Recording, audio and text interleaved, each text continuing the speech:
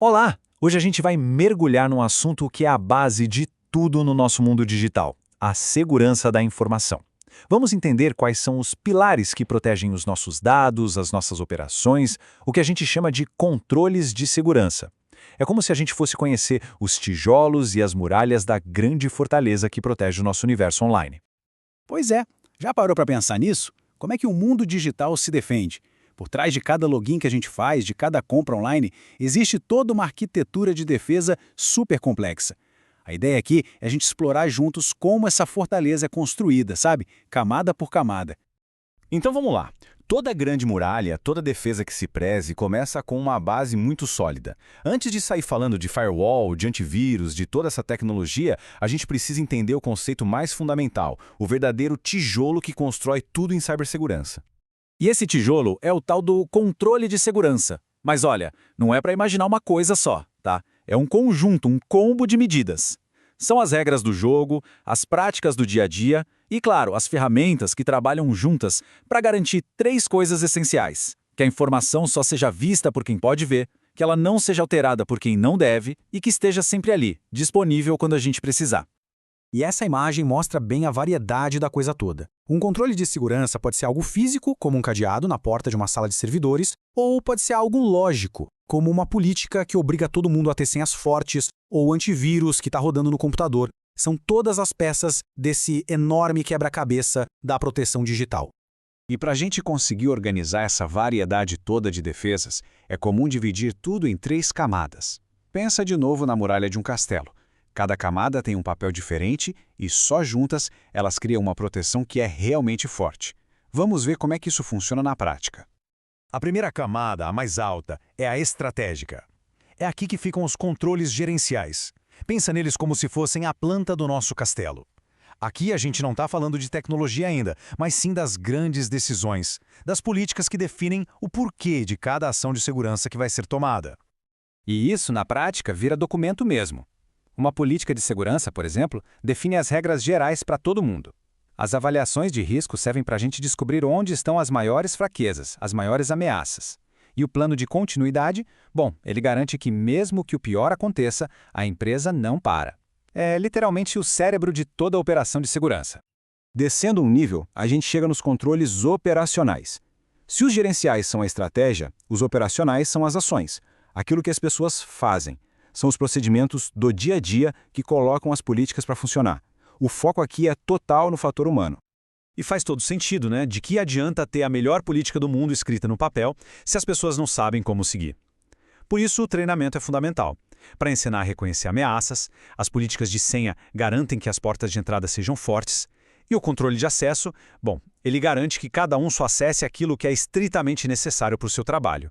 Nem mais, nem menos. E aí sim, a gente chega na camada que a maioria das pessoas associa logo de cara com cibersegurança: os controles técnicos. Esses são os que a gente implementa com hardware e software. São os guardas automatizados, os portões eletrônicos e os sistemas de vigilância da nossa fortaleza digital. É aqui que entram as ferramentas que a gente já ouviu falar.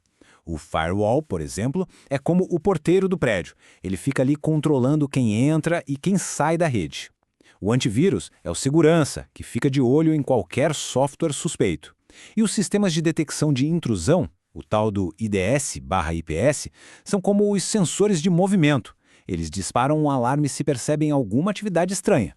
Certo, agora que a gente já entendeu as camadas, vamos mudar um pouco a perspectiva. Os controles também podem ser classificados por quando eles entram em ação, o que eles fazem antes, durante ou depois de um ataque. Uma defesa eficiente tem que atuar em todas essas três fases.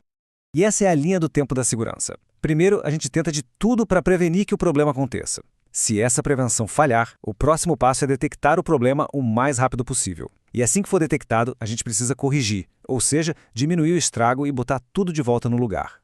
E essa comparação aqui deixa tudo bem claro. Olha só, à esquerda, os preventivos, como um firewall ou uma política de senha forte. Eles funcionam como um escudo, tentando barrar a ameaça logo na porta. Já à direita, temos os detectivos, que são tipo um sistema de alarme.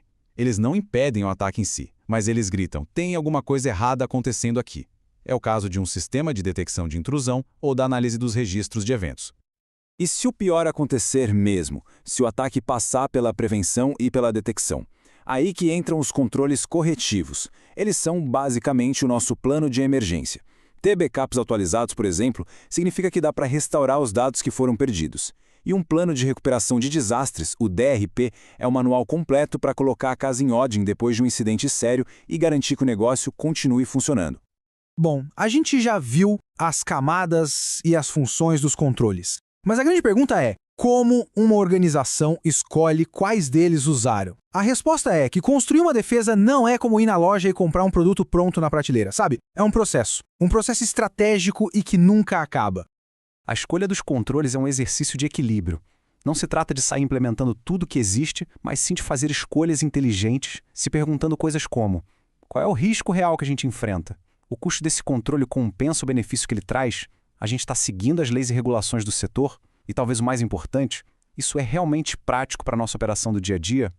E essa frase resume a ideia central de tudo isso. Segurança não é um produto, é um processo contínuo. Porque o cenário de ameaças muda todo santo dia, a tecnologia evolui, as empresas mudam, e por isso a segurança tem que ser um ciclo que nunca para. Avaliar, implementar, monitorar e ajustar. De novo e de novo. É um organismo vivo. Para a gente fechar, fica aqui uma reflexão. Pensa um pouco. Da senha que a gente coloca no celular, passando pelo antivírus do computador, até aquele treinamento sobre phishing que a empresa pede para fazer.